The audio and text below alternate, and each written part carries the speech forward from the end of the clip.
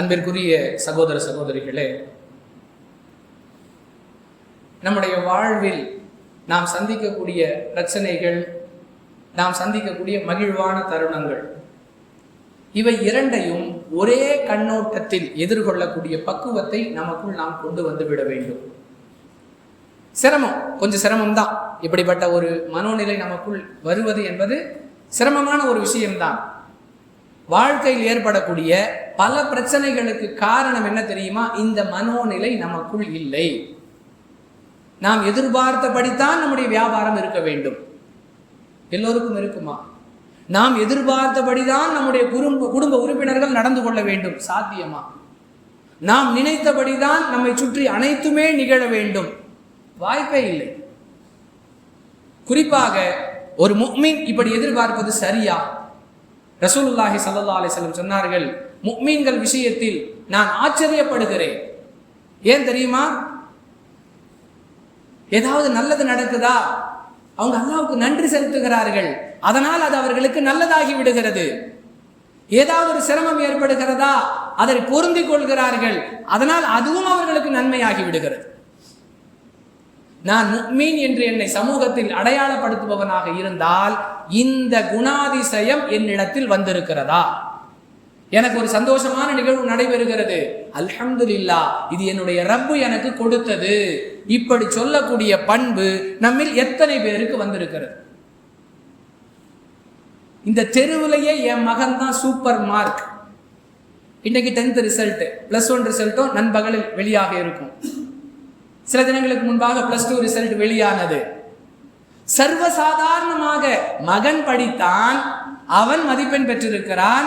இது நல்ல விஷயம், சந்தோஷமான விஷயம். சந்தோஷம் என்பதை கடந்து பெருமை.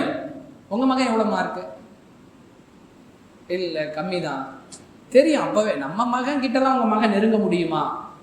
மிக சாதாரணமாக பேசக்கூடிய பக்குவம். இதை பக்குவம் என்று அவர்கள் நினைத்துக் கொண்டிருக்கிறார்கள். அன்பானவர்களே, எது நடந்தாலும் அது நன்மையோ தீமையோ, இது இறைவனுடைய ஏற்பாடு. இதைதான் மூமின்களுடைய அடையாளமாக நபிகளார் தனக்கே ஆச்சரியத்தை தரக்கூடிய அடையாளமாக சொல்லி காட்டுகிறார்கள். முயற்சி செஞ்சா அல்ஹம்துலில்லாஹ், பரவாயில்லப்பா, கம்மி மார்க் ஒன்றும் பெரிய கவலையான விஷயம்லாம் இல்லை. மார்க்கை வச்சு யாருடைய மனோநிலையும் முடிவாகாது. மார்க்குக்கும் திறமைக்கும் சம்பந்தம் இல்லை. அடுத்து முயற்சி செய்வோம். இப்படி பேசி பழகக்கூடிய தன்மை ஏன் நம்மிடம் இன்னும் வரவில்லை?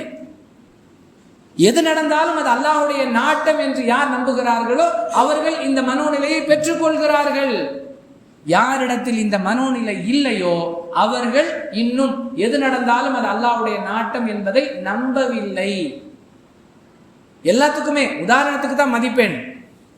கணவன் மனைவி பிரச்சனை, நான் நினைச்ச மாதிரி என் மனைவி நடந்தா குடும்பம் அமைதியா இருக்குமுங்க. அதையே அவ திருப்பி சொல்றான், நான் நினைச்ச மாதிரி என் கணவர் நடந்தா குடும்பம் அமைதியா. அது நான் நினைச்ச மாதிரி என் மனைவி நடக்கணுங்கிறத விட என் மனைவி கோபப்படாத மாதிரி, என் மனைவி பிரச்சனை பண்ணாத மாதிரி நான் நடந்துட்டு போயிடுறேனே, இப்படி முடிவெடுத்தால் வியாபாரம் அப்படி கொட்டணும் அப்படிங்கறதல்ல. நிறைய வியாபாரம் நடக்கும்போது அல்லாஹ்வை புகழுவோம். வியாபாரம் கொஞ்சம் மந்தமாக இருந்தால் அல்லாஹ்வுடைய நாட்டோடு பொருந்திக் கொள்வோம். எத்தனையோ தலைப்புகளில் எவ்வளவோ குர்ஆனுடைய வசனங்கள், ஹதீஸுகள் நமக்கு முன்னால் சொல்லப்பட்டாலும் முஃமின்களுக்கென்று அல்லாஹ்வுடைய தூதர் சொன்னார்களே, அந்த அடையாளத்தை நாம் ஏன் இன்னும் நமக்குள் கொண்டு வரவில்லை?